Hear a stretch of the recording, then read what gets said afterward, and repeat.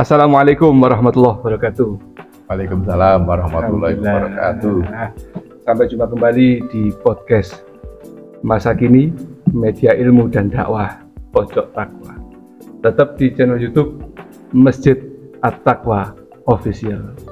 Selalu jaya, selalu membahagiakan. Alhamdulillah. Kali ini kita kedatangan tamu tokoh yang sangat berjasa. Kalau nggak ada beliau, ya nggak ada podcast ini. Beliau adalah salah satu pendiri Masjid At-Taqwa yang sampai saat ini bisa kita gunakan, bisa kita jadikan tempat untuk beribadah yang nyaman. Kita sambut Bapak Suroto atau yang biasa dipanggil Pak D. Assalamualaikum Pak D. Waalaikumsalam warahmatullahi wabarakatuh. Sehat-sehat Pak D. Alhamdulillah. Tetap ngawal masjid sampai saat ini. Ngawal kita yang muda-muda. Pak D, niki pada tanya-tanya Pak D. Iya. Kok bisa berdiri masjid ini dulu? Ceritanya gimana? Monggo Pak D. Ya, awal tahun 98. 98. Kita rumah ini serah terima kunci tahun 1997. Perumahan Pak D. Perumahan Blok H7. Blok H7. Kemudian 1 tahun kemudian kita lihat lingkungan kok sepi. Kemudian kita berpikir seandainya kita bikin musola kecil-kecilan, barangkali bermanfaat. Pertama untuk anak kecil, biar bisa berkumpul, bisa bermain, dan bisa belajar ngaji. Awal mulanya dari situ. Oh siap. Tempatnya di sini sudah Pak D? Tempatnya di sini. Di tanah ini? Di tanah ini ya. Jadi awalnya musola Pak D? Musola. Ukurannya 6 kali 6. 6 kali 6. 6 kali 6. Jadi tidak terlalu besar, mengingat kemampuan warga juga karena penduduknya masih jarang dan masih sedikit. Kita berusaha mengelola lingkungan dengan seminimal mungkin anggarannya, sehingga kita harapannya dengan bikin musola 6 kali 6 itu dalam rentang waktu 2 tahun, 98 sampai tahun 2000. 98 sampai 2000. Ya. Kalau boleh tahu dulu awal merintisnya ada berapa orang Pak? Ya sekitar 10-an orang. 10-an orang. Ya. Bangun di tanah model bangunan musolanya 6 kali 6. 6 kali 6. Namanya musola Pak? Musola At-Taqwa. Oh memang dari dulu At-Taqwa itu dulu dari kelompok Yasinan. Atau tiap malam Jumat itu dulu masyarakat sini ya bisa berkumpul itu tahlilan dan yasinan dari rumah ke rumah siapa yang mau ketempatan. Kemudian muncullah ide membangun musola At-Taqwa. At-Taqwa. Masya Allah. Jadi dari dulu memang sudah namanya At-Taqwa. At-Taqwa ya. Dananya Pak D dulu Pak D? Dananya mencari. Berangkat dari 0%. Dari 0. Pertama minta bantuan dari warga door to door. Door to door itu pun hasilnya ya sangat minim. Kemudian kita cari donatur dari luar wilayah. Dulu ini masih RT 07. RW 14. RW 14. Dana dari masyarakat dan ada bantuan dari luar. Dari luar. Maksudnya luar wilayah sini, bukan luar negeri.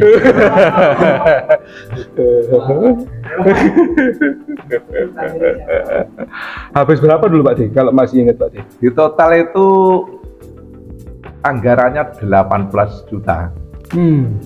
Waktu itu harga rumah tipe 36 harga cash itu cuma 16 juta. Jadi termasuk banyak Pak D. Jadi di atasnya tipe rumah 36.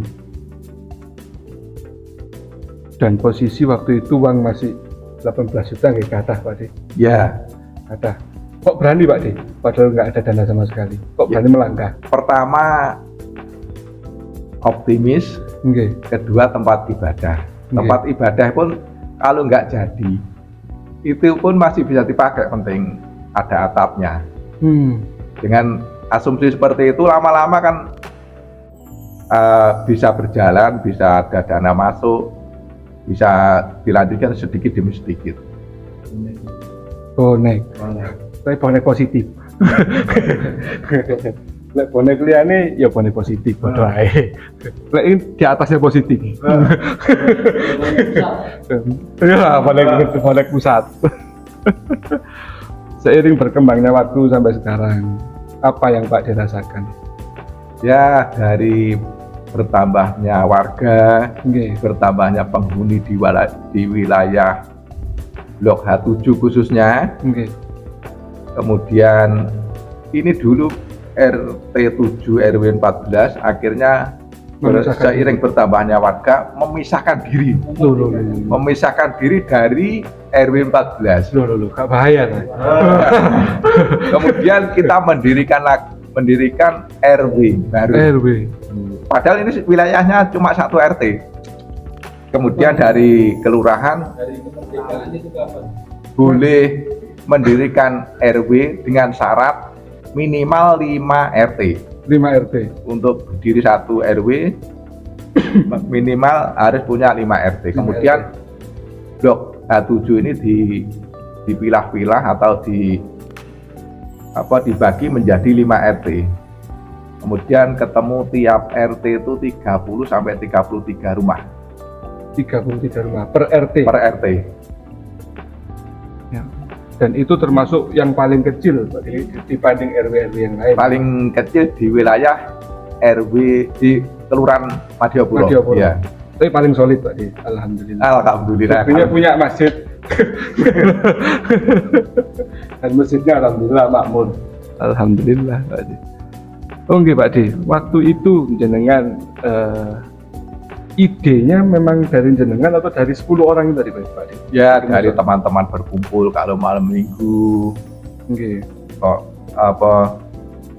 kegiatannya kosong. Kurang bagus ya kalau cuma sekedar melean, ngopi-ngopi. Kemudian untuk generasi berikutnya apa yang akan kita lakukan biar lebih bagus dari generasi yang sekarang, nilai generasi Tuhan. Akhirnya muncullah ide itu.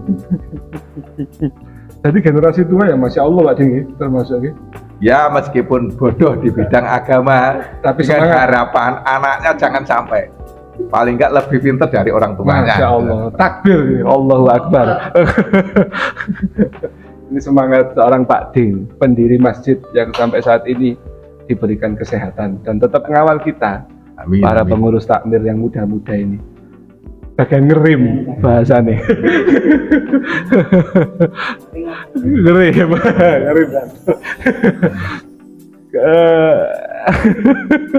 Sampai bingung kita ngeliat nopo Pak Ding. Saking banyaknya nih.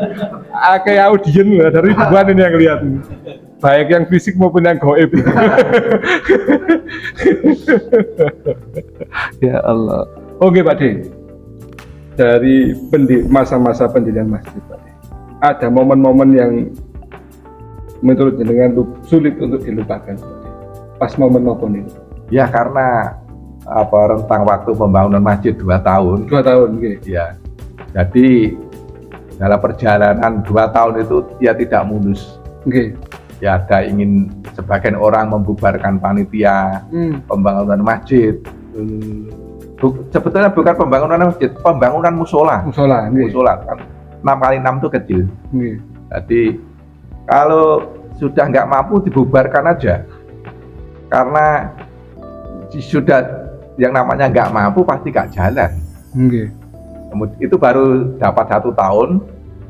Kemudian ya kita coba lagi cari relasi ke saudara-saudara dan teman-teman di luar wilayah RW 15 ini.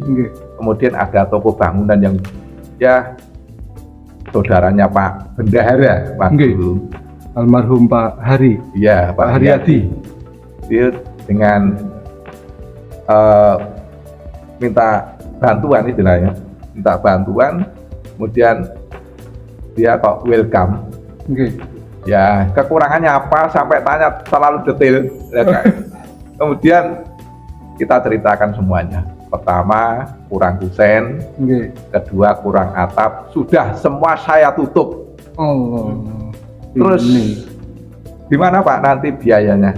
Diangsur semampunya. Masya Allah. Nah itu baru lega ya. Tapi ini ku muncul di akhir-akhir Pak Ding. Iya. Nggak di awal ngoten ndak Pak Ding. Enggak, karena di awal masih lancar, jadi nggak ada kesulitan. Begitu ada kesulitan, lah itu baru Allah baru muncul ide seperti itu. Ya. Untuk lobby keluar, untuk cari bantuan keluar. Oke Pak D. Kan sampai jadi 6x6 masih tetap dengan nama musola. Berubah masjidnya tahun berapa Pak D? Kalau jenengan masih ingat? Ya ini setelah lebih dari tahun 2000 itu bertahan atau sekitar 3-5 tahun ya. Seiring bertambahnya penghuni di wilayah RW 15. Okay. Kemudian kok sudah tidak layak atau kurang memenuhi apa itu standar untuk belajar anak-anak dan sebagainya. Kemudian muncullah generasi kedua. Nah ini yang Wali Songo generasi kedua. Pak D termasuk Wali Songo generasi pertama. Kemudian mulai muncul ide untuk direnovasi, diperlebar dan sebagainya. Lalu ditiru ini. Fighting spirit. Wah. Bahasa Inggris sih. Betul bahasa Inggris sih. Ini seorang Pak D. Rasanya memang jangan sampai kalah. Beliau itu mulai saldo nol. Jadi sebelum yang lain saldo nol, beliau duluan saldo nol berani mencetuskan ide bangun musola sampai akhirnya jadi 6x6. Luar biasa Pak D. Nah ini Pak D, ada pertanyaan dari teman lagi Pak D. Siapa aja Pak D yang masih ingat Pak D? Sahabat-sahabat panjenengan. Ya dulu saya sebagai ketua. Ketemu lagi Pak D ketuanya ini. Kemudian Pak Sugeng sebagai wakil. Pak Sugeng itu menantunya Pak Saijo. Nggih. Sebagai wakil saya. Tasik Sugeng Pak D. Pak Sugeng. Kan namanya Pak Sugeng. Ya. Masih. Ya mungkin sekarang sudah jadi Pak Camat lah. Alhamdulillah. Barokah masjid dari, ini. Lulusan APDN ya. Jadi dulu waktu jadi wakil saya beliau lurah di Kelurahan Penanggungan. Oh Penanggungan. Ya. Kemudian sekretarisnya Pak Ahmad. Pak Ahmad itu orang Aceh ya. Aceh. Ya Pak Ahmad. Kemudian bendaranya Pak Haryadi almarhum. Ya. Kemudian penasihatnya Bapak Suprapto. Masih sehat beliau Pak? Alhamdulillah. Ya. Bapak Poniman. Bapak Yasmaun. Ya, penasihatnya. Poniman siapa Pak? Ya, warga ini. Sini. Warga RW 15 dan beliaunya sangat perhatian. Secara konsen. Di samping dia sibuk sebagai polisi, waktu itu dia meluangkan waktu membantu teman-teman lobby ke sana kemari cari bantuan dana untuk menyelesaikan pembangunan musola At-Taqwa. Alhamdulillah banyak teman-teman yang support. 2 tahun Pak Dingi. 2 tahun. Alhamdulillah 2 tahun selesai. 2 tahun. Finish Pak Dingi. Finish. Baru dibentuklah kepengurusan musola atau belum? Tidak ada, pengurus tidak ada. Semua ngurusi. Iya. Wah ini Karena luar apa? biasa nggak baik korupsi. Mungkin Ini. tidak paham manajemen, mungkin. Oke. Yang penting musola dulu bisa dipakai. Iya. Pertama untuk sholat jamaah, Iya. kedua untuk belajar ngaji anak-anak. Itu tok. Jadi nggak ada takmir, nggak ada apa itu yayasan, nggak ada yang manajemen Oke. musola ini, karena ya fungsinya cuma itu, untuk sholat jamaah dan untuk belajar ngaji anak-anak. Mulai ada takmir. Mulai ada takmir tahun berapa Pak? Kayaknya ya tahun baru-baru ini. Oh, tas-tasan Pak ini. Iya. Ini. Baru ini 2000 ke atas ya. Oh, udah buka atas. Sudah mulai paham manajemen Pak. Iya. Karena masjid mulai besar. Mulai muncul berbagai macam kegiatan. Iya. Mungkin akhirnya dibentuklah takmir. Harapannya Pak Di, Masjid At-Taqwa ini sampai Harapannya ke depan seperti apa Pak Di? Bermanfaat bagi masyarakat, khususnya RW 15 dan sekitarnya. Harapannya ya bisa untuk sholat jamaah, bisa untuk kajian, Oke. bisa untuk pendidikan anak dan orang tua, Oke. yang memberi manfaat untuk kehidupan di dunia dan akhirat. Amin. Alhamdulillah. Yang terakhir Pak Di, pesan-pesan buat teman-teman pemirsa sekaligus juga kepengurusan yang kebanyakan ini muda-muda.